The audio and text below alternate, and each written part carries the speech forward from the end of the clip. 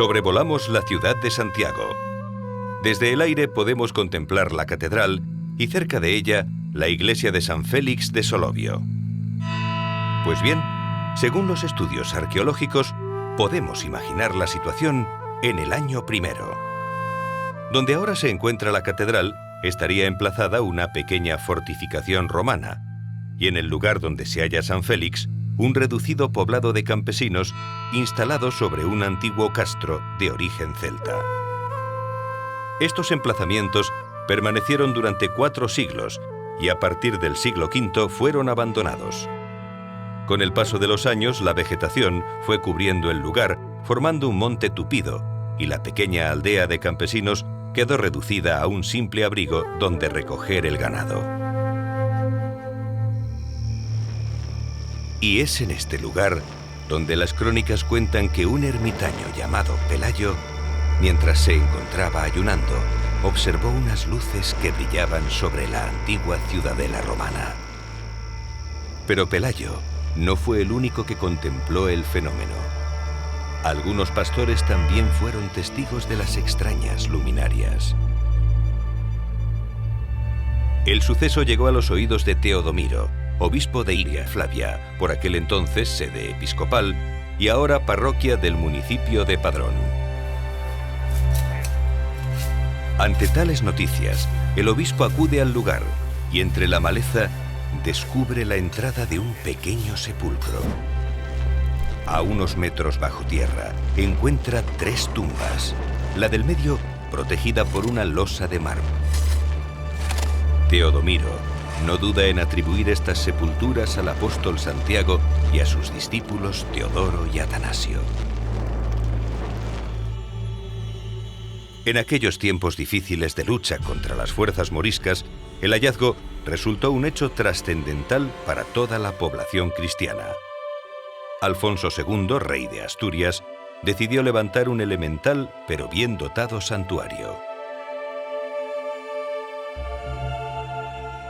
Sobre el sepulcro se construyó una iglesia para venerar las reliquias del apóstol, y al lado el pequeño monasterio de antealtares para albergar a la comunidad de monjes que cuidaría del llamado Locus Sancti Jacobi. Las obras concluyen en el 830 y el obispo Teodomiro consagra la primera iglesia de Santiago.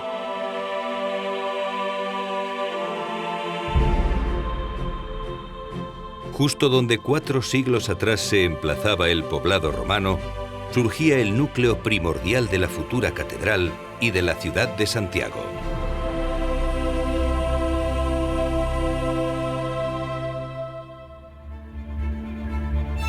Uno de los principales hallazgos de las excavaciones de 1955 fue la tapa sepulcral del obispo Teodomiro, un personaje trascendental en toda esta historia, ya que fue él quien reveló la naturaleza del sepulcro encontrado gracias a aquellas milagrosas señales.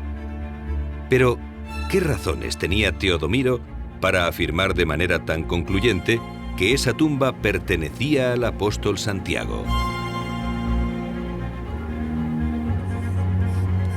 Diversas informaciones habían llevado al obispo Teodomiro a tener fundadas sospechas de que el apóstol podía estar enterrado en Galicia. En el año 700, Adelmo, el obispo de Sherborne, y más adelante los escritos de Beda el Venerable, afirmaban que las reliquias del apóstol podrían estar ocultas en tierras gallegas. Pero él sabía que estos escritos tenían su base en los textos bizantinos del siglo V, conocidos como el Breviario de los Apóstoles, donde por primera vez se habla del apostolado de Santiago en Hispania y sobre todo de su enterramiento en Arca Marmárica. No es de extrañar entonces que después de escuchar al ermitaño Pelayo relatar cómo unas milagrosas luces señalaban el lugar y descubrir el oculto sepulcro de naturaleza romana, donde una de las tumbas estaba cubierta por una losa de mármol, lo identificase enseguida como el Arca Marmárica, aquel que los escritos señalaban como el sepulcro de Santiago.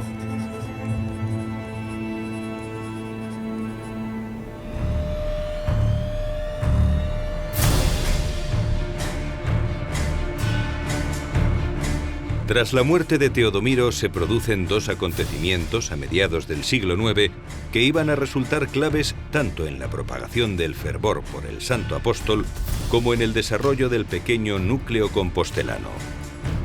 El primero, entre el mito y la realidad, tuvo lugar en la batalla de Clavijo. Las huestes cristianas del rey Ramiro I retrocedían ante el ejército de Abderramán II. De pronto, el apóstol Santiago apareció sobre un caballo blanco, causando la desbandada y la derrota de las tropas sarracenas. A partir de aquí, el apóstol se convierte en el defensor de la cristiandad contra los infieles, y el rey Ramiro I establece el voto de Santiago, obligando a entregar todos los años las primeras cosechas a la Iglesia del Apóstol. A finales del siglo IX, el obispo de Iria, Flavia, construye una iglesia más sólida y majestuosa sobre la anterior, gracias a la ayuda del rey Alfonso III el Grande.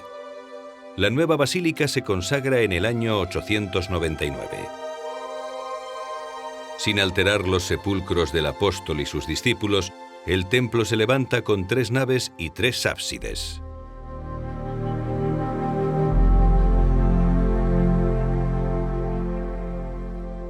Además de esta gran obra, se realizan reformas en los monasterios para mejorar la vida de los canónigos y monjes y se construyen distintas edificaciones, como la capilla de la Corticela, para reforzar la brillantez de las celebraciones litúrgicas, y otras para la acogida y cuidado de los peregrinos, que con más frecuencia acuden a venerar la tumba del apóstol y admirar la nueva basílica.